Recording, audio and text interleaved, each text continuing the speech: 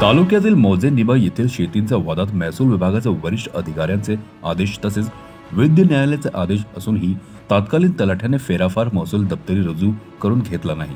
त्यामुळे आपल्याच अधिकाऱ्यांच्या वरिष्ठ आदेशाला मूठमाती देऊन तात्कालीन तलाठी कर्मचाऱ्यांनी हेतुपुरस्सरपणे महसूल दप्तरी रफार रुजू करून घेण्यास दिरंगाई केली जात आहे। तक्रारकर्त्याच्या नावावर महसुली रेकॉर्डला फरफार अद्यापही घेतला नाही। त्यामुळे त्यांच्यावर कायदेशीर कारवाई करण्यात यावी अशी मागणी किशोरानंद अजाबराव देशमुख यांनी अकोल्यात येऊन पत्रकारांना माहिती देऊन केली आहे। गट क्रमांक 152 येथील शेतीचे खोटे दस्तावेज बनवून शेतीचा अवैध फेराफार घेऊन संपूर्ण जमीनच स्वतःच्या नावे करून भावंडाची फसवणूक केल्याप्रकरणी अपर जिल्हाधिकारी, उपविभागीय अधिकारी व तहसीलदार मूर्तिजापूर यांचे तसेच विभागीय आयुक्त अमरावती यांचे निदर्शनात तक्रारकर्ता शेतकरी किशोरानंद देशमुख यांनी पुराव्यानिशी सिद्ध केले आहे। याच प्रकरण आरोपीने माननीय उच्च न्यायालय दाखल केलेले अपील फेटाळले गेले आहे। आरोपी सुनील देशमुख विरुद्ध सर्व कायदेशीर आदेश दस्तऐवज उपलब्ध असतानाही महसूल विभागात कार्यरत तत्कालीन तलाठी कर्मचाऱ्यांनी हेतुपुरस्सरपणे महसूल दप्तरी फरफार रुजू करून घेण्यास दिरंगाई केली जात आहे। तक्रारकर्त्याच्या नावावर महसुली रेकॉर्डला फरफार अद्यापही घेतला नाही किंवा त्यांनी फसवणूक केली, खोटा फेरफार घेतला आणि अन्य नियमबाह्य केलेले कृत्याबाबत गुन्हे नोंद झाले नाहीत। त्यामुळे तत्कालीन तलाठी यांच्यावर त्वरित कारवाई करण्याची मागणी अकोल्यात केली जात आहे। एकीकडे प्रशासन जर बघितलं तर शेतकऱ्यांच्या आत्महत्या रोखण्याकरता विविध उपाय योजना राबवित असते। तर नुकतंच राज्याचे जर बघितलं महसूल मंत्री यांनी नुकताच निर्णय जाहीर केलेला आहे की कुठल्याही जुन्या शेतीचा वाद असेल तो फास्टॅगमध्ये चालवण्यात यावा व निपटारा करावा।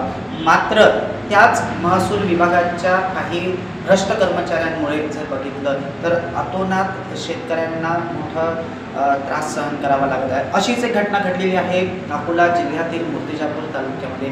मूर्तिजापूर तालुक्यातील तहसील कार्यालयात असलेल्या एका नायब तहसीलदार यांनी चक्क पैशाच्या लोभापोटी जर बघितलं तर चक्क एका शेतकऱ्याचा खोटा दस्तावेज तयार करून परस्पर पैशापोटी विक्री केली असल्याची व हेराफेरी केली असल्याची बाब समोर आलेली आहे। या धक्कादायक बाबमुळे जर बघितलं तर मूळ शेतकऱ्याला मात्र मोठा आपल्या स्वतःच्याच शेतीकरता आष्टा सहन करावा लागत आहे। माझ्यासोबत आहेत देशमुख यांच्यासोबत आपण जाणून घेणार आहोत नेमका हा प्रकार काय आहे आणि नेमका त्यांच्यासोबत झालेली घटना हे आपण त्यांच्याकडून जाणून घेणार आहोत।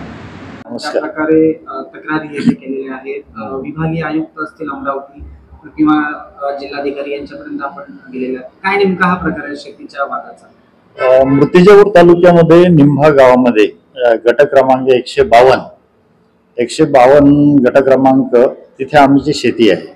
तर त्या शेतीचा वाद असा होता की कारण की काही वर्षापूर्वी आमच्याच एका नातेवाईकांना भावानी तर ते आईला फसून किंवा आईच्या अज्ञानाचा फायदा घेऊन तर ते खोटे दस्तऐवज करून कारण की महसूलच्या संगनमताने ते खोटे दस्तावेज केले आणि ते 7/12 वगैरे ते खोटे तयार केले। तर ते काही कालांतराने आम्ही जे आहे अपील केल्यानंतर जसेचे तसे झाले। पण आम्ही नंतर मग माझी बदली किंवा तिकडे दूरगावी असलो आणि बहिणी बाहेरगावी असल्यानंतर पुन्हा त्याने तसं संगनमताने महसूल कर्मचाऱ्याचा जो तत्कालीन मंडळ अधिकारी आहे नागोलकर याला जे आदेश दिले होते कलेक्टरने की जसेच्या तसे पूर्ववत 7/12 किंवा फेरफार घेण्याचा तलाठी कार्यालयाने तो घेतला। 1857 किंवा 58 फेरफार क्रमांक आहे। ऑनलाईन घेतल्यानंतर यांनी एक कुठली तरी वाट बघितली, आमची वाट बघितली असेल किंवा प्रतिस्पर्धीची वाट बघितली आहे की पैशासाठी वाट बघितली की केसासाठी वाट बघितली। 15-20 दिवस त्यांनी भावाचा ऍक्सिडेंट झाला या नावाखाली तो रुजू केला नाही आणि नंतर मग तिथे त्याला संधी दिली, प्रतिस्पर्धीला संधी दिली कोर्टात जाण्याची। त्याने 1/12 न्यायालयाची स्थगिती मिळाल्यानंतर 12/12 यांनी तो नामंजूर केला।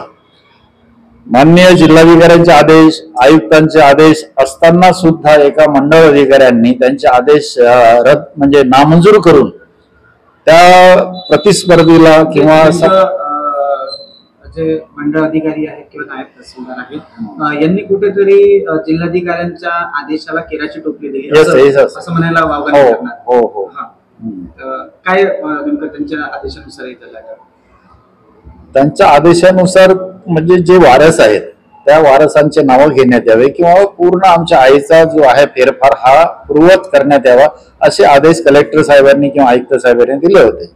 पण यांनी जे प्रतिस्पर्धी तिचे जे आवारामधले जे दलाल असतील किंवा सल्लागार असतील यांचं ऐकून किंवा त्यांना त्यांच्याकडून काहीतरी याचा लोभ असेल किंवा आमच्याकडून असेल म्हणून यांनी ते डिले केलं किंवा प्रलंबित ठेवलं.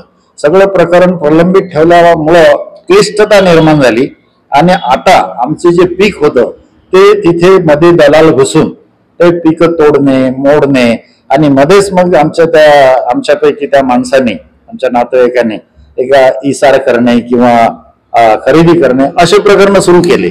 आणि हडपण्याच्या बाबत आम्ही आयुक्तांना भेटलो, मॅडमला भेटलो की ही जी वृत्ती आहे इथं जमीन हडपण्याची आम्ही नसताना ही बंद व्हायला पाहिजे म्हणून आम्ही कलेक्टरकडे कमिशनरकडे सगळ्यांकडे पोलीस अधिकाऱ्यांकडे पण आम्ही तक्रारी दिल्या. पण पोलीस अधिकारी त्यांनी काही लक्ष दिलं नाही. ते महसूल मॅटर आहे तुमचं, तुम्ही बघा. त्यांना म्हटलं की मग काय भांडणं झाल्यानंतरच आम्ही तुमच्याकडे हे यायचं की काय, कारण की फसवणूक झाली आहे या प्रकरणात. 7-12 दस्तऐवज खोटे केले आहे मंडळ अधिकाऱ्यांनी आणि त्या संबंधित माणसाने, म्हणून याच्यावर तुम्ही फसवणुकीचे गुन्हे करा याबाबत आम्ही त्यांना कळवलं.